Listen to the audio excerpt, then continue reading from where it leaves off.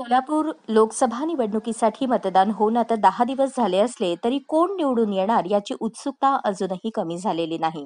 चहा टपरी असेल, कट्ट्यावर असेल, चौकात असेल किंवा शासकीय कार्यालयात सुद्धा सोलापुरात प्रणिती शिंदे की राम सातपुते कोण येणार असे प्रश्न विचारले जात आहेत.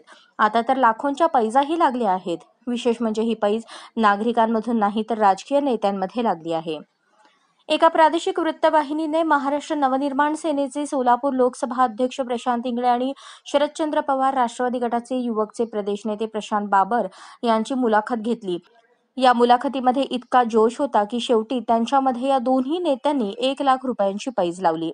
काँग्रेसच्या प्रणिती शिंदे निवडून आल्या तर प्रशांत इंगळे यांनी बाबर यांना 1,00,000 रुपये द्यायचे आणि राम सातपुते विजयी झाले तर प्रशांत बाबर यांनी इंगळे यांना 1,00,000 रुपये द्यायचे असे आता ठरल्याचे पाहायला मिळाले.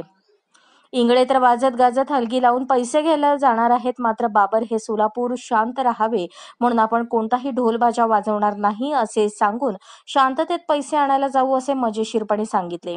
यावरून या निवडणूक निकालाची नागरिक असतील की राजकीय नेते यांच्यात किती उत्सुकता आहे याचा प्रत्यय येतोय. या बातमीपत्राचे प्रायोजक आहेत जय जवान जय किसान सैनिकीय स्कूल, नेहरू नगर, सोलापूर. अशाच नवनवीन अपडेटसाठी जनता राज्य न्यूज चॅनलला सबस्क्राईब करा, लाईक करा आणि शेअर करायला विसरू नका.